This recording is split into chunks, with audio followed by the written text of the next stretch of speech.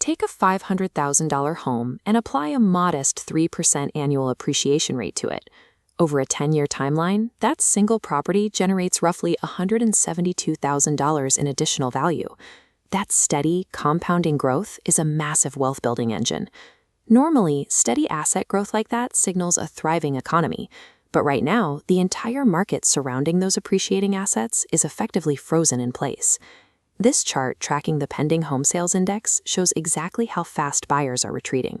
By July of 2026, the index measuring signed contracts on existing homes dropped to 71.2, marking a continuous, multi-month decline across every single region of the U.S.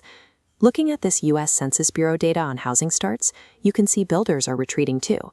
The pace of new properties actually breaking ground plunged 12.4% in a single month, falling to a 1.24 million annual unit pace. High mortgage rates keep buyers sidelined. Builders are abandoning new projects. We have a total transactional freeze. Under normal economic conditions, this is exactly when housing prices crash. So why aren't they? The paralysis starts at the very top.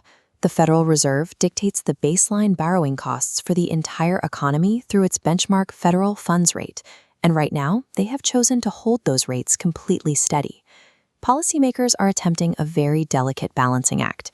They are watching inflation data finally cool to expected levels, while simultaneously managing a softening labor market, where continuing jobless claims are hovering near 1.8 million. For the everyday consumer, this policy hold acts as a psychological block.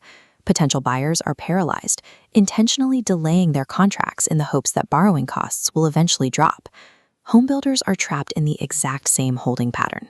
High borrowing rates make financing vast new developments incredibly expensive, and when you combine that with elevated construction costs, builders get easily spooked.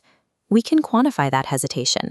The National Association of Home Builders Housing Market Index recently logged a score of 35. Any reading below 50 indicates that the majority of builders view current market conditions as objectively poor. Both sides of the housing transaction are stuck in a high-stakes standoff with the Federal Reserve. Nobody wants to make a move, which leaves the secondary market completely stalled. This infographic outlines the specific steps of the new home construction pipeline. Creating supply is a slow mechanism that cannot pivot quickly. We see that while building permits rose 5%, actual groundbreaking on new properties, the starts, plummeted over 12%. Moving down the pipeline, completions are also dropping sharply. They are down nearly 17% from last year, meaning finished inventory simply is not arriving to replenish the market. To understand why this matters, we have to look at household formations. This tracks young adults moving out, couples moving in together, and new families forming. It is the absolute unyielding baseline measure of housing demand in the country. Right now, new households are forming at an annual pace of roughly 1.4 million. Compare that against a construction pipeline only starting 1.24 million new homes. Demand is quietly outpacing supply by hundreds of thousands of units.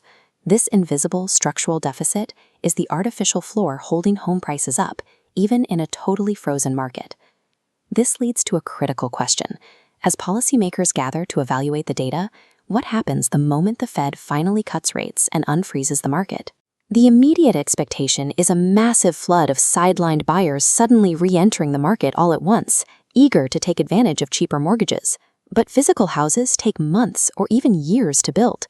You cannot magically conjure new supply out of thin air to meet a sudden spike in demand.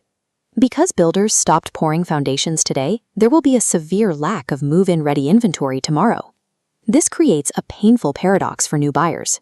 Waiting for lower interest rates will not make buying a home cheaper. It will simply ignite fierce bidding wars over the scarce remaining inventory. Meanwhile, for existing homeowners, this systemic, unbreakable gridlock protects their asset. It ensures their property remains a stable, compounding wealth generator, quietly working toward that $172,000 gain.